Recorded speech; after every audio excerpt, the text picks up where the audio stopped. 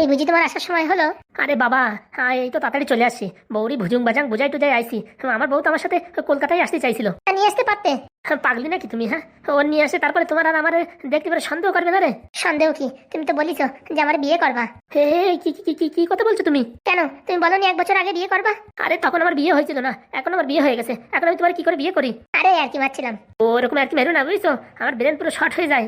আচ্ছা আচ্ছা, বলছি কি, আমার চাকরিটা একটু পার্মানেন্ট করে দিতে বলো না তোমার শ্বশুরই। আরে বাবা, আস্তে আস্তে প্যারা টিচারই ওই মেইন টিচার হয়ে যাবে। না না, তুমি তোমার শ্বশুরই বলো না, ওনার নাকি অনেক দূর পর্যন্ত হাত আছে। দেখো তোমার চাকরিটা ঘপ করে দিয়ে দিল, কোনো পরীক্ষা নাই, কোনো ইন্টারভিউ নাই, ঘপাত করে চাকরি। ওরকম আমাদের একটু করাই দাও না। ওতে অনেক খরচা আছে, বুঝছো? কিরকম কি খরচা?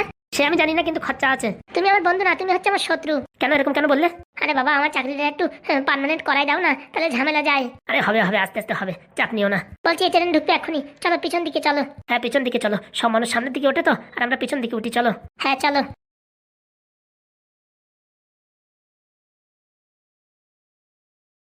বলছি দাদা, কি চা দেবো? দুধ চা না লিকার চা? আগে না তোমার দুধ চাটা কিরকম ফ্যাকাশে ফ্যাকাশে লাগতো, কিন্তু দিন দিন দেখছি খুব ভালোই হচ্ছে। না মানে আর কি, ওই ঘোষ পাল্টাইছি। আগে যে ঘোষের কাছে দুধ নিতাম ও মনে হয় জল মেশাতো, যেই ঘোষ চেঞ্জ করে দিয়েছি এখন চার টেস্টও চেঞ্জ হয়ে গেছে। তাই বলো, তো কড়া করে একটা দুধ চা বানাও। একটু চিনি বেশি দেবো তো, তাই তো? 2 দিন চা খেতে আসতে পারলাম না, আমার সম্পর্কে তো তুমি সবকিছু জেনেই গেছো। না মানে আর কি, বেশি লোক তো আসে না, তো যে কয়জন আসে কার চিনি বেশি লাগবে, কার চিনি কম লাগবে, কাকে একটু এলাইচি দেবো, সব আর কি মুখস্থ হয়ে গেছে। বললেই হবে না, তোমার মাথার মেমোরিটা খুব ভালো আছে। ছোটবেলায় পড়াশোনা একটু ভালো ছিলাম, কিন্তু এই পয়সা কড়ির অভাবে আর পড়াশোনা হয়ে ওঠেনি। দাও দাও দাও, একটু কড়া করে চা দাও। বসেন, দিচ্ছি। ওই দেখো আর একটা কাস্টমার এসছে। এই যা, হ্যাঁ, এখন আবার দোকানে চলে আসছে।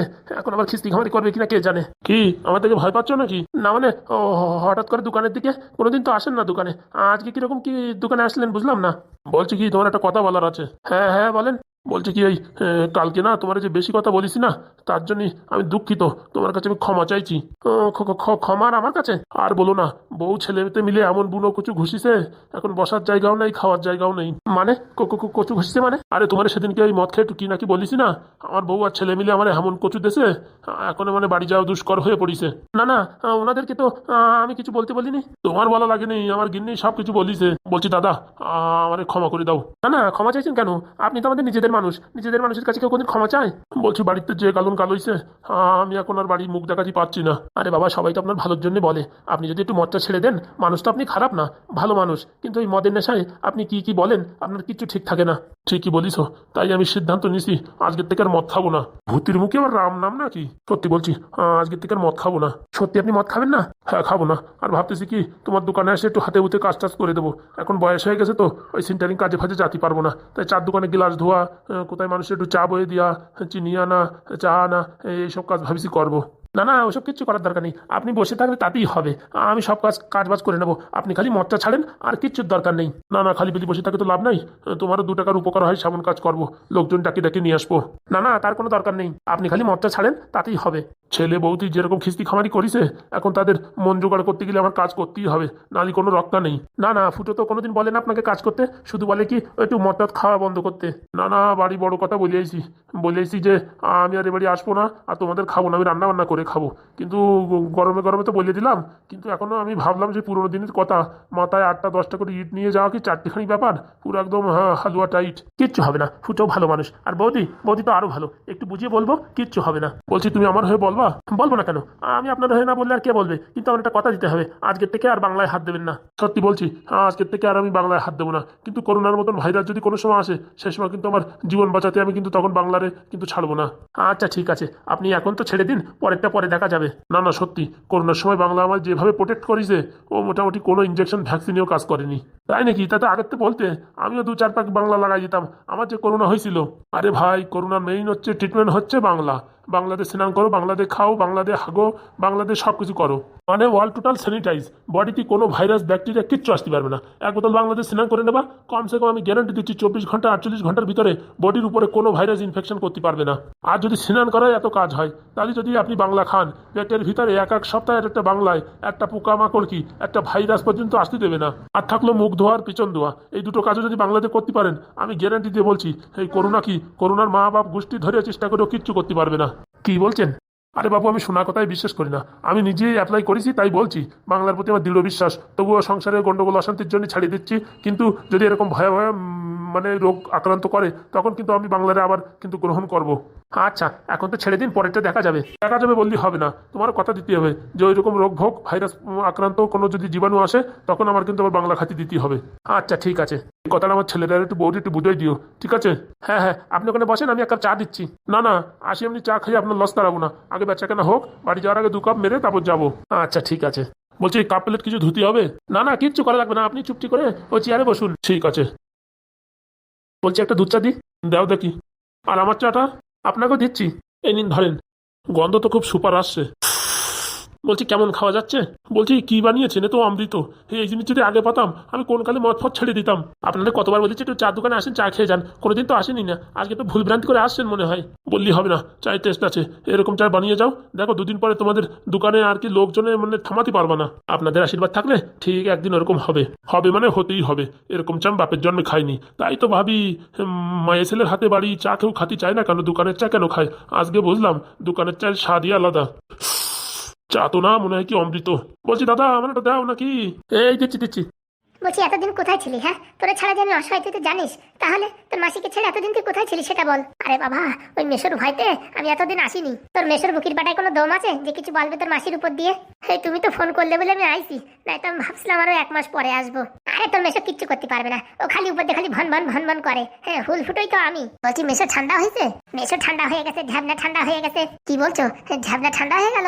ঢ্যাবনার জন্যই ঘটক ঠিক করিছে ঢ্যাবনার একটা বিয়ে দিতে হবে। ও মা, কি বলছো? ওই মালেরও বিয়ে হবে? হ্যাঁ, ঘটক আইছিল, ওর মানে ইনফরমেশন নিয়ে গেছে কিরকম মেয়ের দরকার। বলছি মাসি, এইখানে তুমি আর আমি যদি একটু কাটি করে দিই তাহলে কেমন হয়? কিরকম কাটি মানে? যদি এই ঘটকের সাথে কথা বলে ঘটকের 2-4-5 হাজার টাকা দিয়ে ওই ঢ্যাবনার জন্য একটা বিষাক্ত মাল আনি দেওয়া হয়। দেখ, তুই না থাকলে আমার মাথা চলে না, এটা আমি কোনো সময় ভাবিনি। এক কাজ করো, তুমি ঘটকের খবর দাও। না না, ঘটকের খবর দেওয়া যাবে না, ঘটক এই বাড়ি আসলি পারে ওরা জানি ফেলাবে। তোরা আর আমার 2 জনে মিলে যাচ্ছি আমি ঘটকের কাছে। না না, খবর দাও তো, বলো কি শেফালি বিয়ে করবে, শেফালির জন্য একটা পাত্র চাই। তার জন্য ওই মেশরে বলো যে ঘটকের একবার ডাকে দাও, শেফালির সাথে একটু কথা বলুক। সত্যি মা, তোর বুদ্ধি অসাধারণ। তুই কেন এদেশে থাকিস? আমার তো মনে হয় তোর বিদেশে চলে যাওয়া উচিত। আরে দেখো, ঢ্যাবনার জীবনটা কিরকম নরক বানাই দি, তারই আর দেরি করে লাভ নাই। তোর মেশোর সাথে কথা বলে আমি এক্ষুনি ফোন করতে বলতেছি ঘটকরে, আসতে পারে কুড়ুং পাড়াং করে একদম কানে কুমন্ত্র দিয়ে একটা দরজাল বউ আনি দিতে পারলি, ঢ্যাবনার জীবন পুরো একদম খায় খায় মানে ঢ্যাবনা নাচিয়ে বেড়াবে সারা জীবন। এরকম একটা দরজাল বউ আনি দিতে হবে। তাড়াতাড়ি মেশরে যায় বলো, বলছি মাসি কি রান্না করেছে, ভীষণ খিদে পেয়েছে। আরে বাবা, আজকে তোর জন্য খাসির মাংস আর একটু পোলাও করেছি। ও বাবা বাবা, লাউডার লাউডার। যা যা, রান্নাঘরে আছে ঢাকা, খেয়ে নে, আমি তোর মেশোর সাথে একটু কথা বলি। আচ্ছা, বলছি মেশো আমার আবার বকাঝকা করবে না তো? কি যে বলিস তুই, আমি থাকতে তোর মেশো বকাঝকা করবে? বললাম না তোর মেশো হচ্ছে মাসি, খালি ভন ভন ভন ভন করে। আমি হচ্ছে ভীমরুল, আমি হচ্ছে আলমারি। ঠিক আছে, তুমি এদিকে কেলো করতে থাকো আর এমনি এদিকে পেট পুজো করি। আচ্ছা মা, পেট ভরে খাস। বলছি বোনকে দেখছি না যে? আরে জামাই বাবা কলকাতায় গেছে, তা জামাই বাবার সাথে একটু ফোনে কথা বলছে। হঠাৎ করে কলকাতায়? আরে আমাদের জামাই কম্পিউটার শিখছে, কম্পিউটার শিখলে নাকি একটা ছোটখাটো পরীক্ষা দিলে হেডমাস্টার হয়ে যেতে পারে। কি বলো, কম্পিউটার শিখলে হেডমাস্টার? এরকমই তো বললো। কই দেখি বাড়ি আসুক, আমি কথা বলবানি। আমি তো কম্পিউটার জানি, কই আমি তো একটা চাকরি পাচ্ছি না, আর নার্সের কাজ করতাম, তাও ছেড়ে দিছি। ঠিক আছে, তুই খাওয়া দাওয়া করে নে, আমি তোর মেসের সাথে কথা বলি। আচ্ছা। বন্ধুরা, ফুটোর জীবনে তো আগুন ধরাতে পারলাম না, ঢ্যাবনার জীবনে একটু আগুন ধরাই দিই। আমার না লোকের সংসারে আগুন লাগাতে বিশাল লাগে, সেই মজা। তোমরা মাছ মাংস খেয়ে যে মজা পাও, আমার লোকের সংসারে আগুন লাগালে তার তো বেশি মজা পাই। বলছি এমএলএ বাবু, ড্রেসটা কেমন হয়েছে? আরে তখন থেকে তো আমি তাকেই দেখছি যে ঢ্যাবনা লুঙ্গি ছাড়া পরে না, সে আজকে প্যান্ট শার্ট পরে আইছে। আর বলো না, ঘটক বলিছে না একটু টপ টিপ থাকতি, তাই ভাবলাম কি একটা জামা প্যান্ট বানাই ফেলি। খুব সুন্দর দেখাচ্ছে, এরকম সবসময় থাকবি। আর সবসময় লুঙ্গি পরিস, আমি আর কি বলবো তোরে? হ্যাঁ, আমার সাথে থাকিস, একটু পোজ পাস দিয়ে থাকবি তা না? না না, এখন থেকে ভাবছি এরকম টপ টিপই থাকবো। বিয়ের আগে পর্যন্ত না, বিয়ের পরেও? দেখা যাক, বিয়ে হওয়ার আগে অব্দি তো এরকমই থাকতে হবে, বিয়ের পরে আবার লুঙ্গিতে ট্রান্সফার হতেও পারি। এখন বউ কিরকম হয় বলা যায়? আরে ভালো হবে ভালো হবে, বললি হবে নাকি?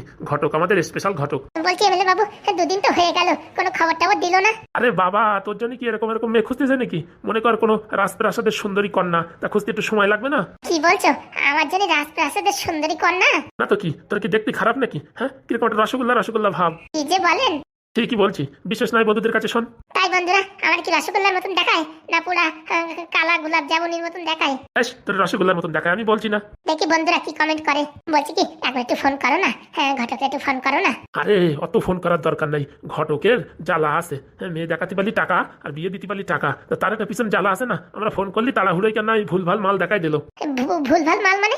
আরে শোন, মনে কর জায়গা কিনবি, এখন যদি ওই দালালদের বলি সেটা জায়গা কিনবো জায়গা দেখাই দাও, ঘপাত করে একটা আশেপাশে যে জায়গা খারাপ মাল সেটা কেন দেখাই দিল। সেই বিয়ে করতে গেলে একটু ধৈর্য শেষ করতে হয়, অত মানে তাড়াহুড়ো করতে নাই, দেখাবে। আর ওনারা তো ভয় আছে যে এমএলএ বাবুর অ্যাসিস্ট্যান্ট একটা বিয়ে থা দেবো, ভালো ছেলে মেয়ে মানে ভালো মেয়ে না হতে পারে, কেলান খাবে না, এর জন্যই ভালো মেয়ে খুঁজতেছে, বুঝছিস? একটু ধৈর্য ধর, দেখ ধৈর্য ধরলে পরে ভালো মেয়ে পাবি।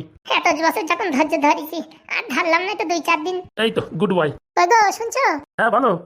বলছি কি, ঘটকে একটু খবর দেবা? কেন, এই বয়সে আবার কে বিয়ে করবে, আমি না তুমি? কচুপুরা সবসময় না ফাজলিমি করতে থাকো তুমি। তাহলে আবার ঘটকলে ডাকবো কিসের জন্য? বলছি এই শেফালি আইছে। ওই শয়তানি মেয়ে আবার আইছে? এই দেখো, মুখ খারাপ করবে না, বুঝতে পারিস? ও একটু মানে মনের অজান্তে একটু ভুল ভ্রান্তি করে ফেলিছে, ছোটখাটো একটু ভুল হয়েছে। ও নিয়ে তুমি এরকম চেঁচামেচি করছো কেন? ও আসলে একটা না একটা ঝামেলা হতেই থাকে। এই দেখো 1-2 সপ্তাহ কত শান্তিতে ছিলাম, এখন আইসে আবার কি করবে তা ঠিক আছে? কিচ্ছু করবে না, ও ভদ্র হয়ে গেছে। ওরা একটা বিয়ে থা দেবো, ওরা একটা ঘটক ডাকো, ঘটকের সাথে কথা বলে।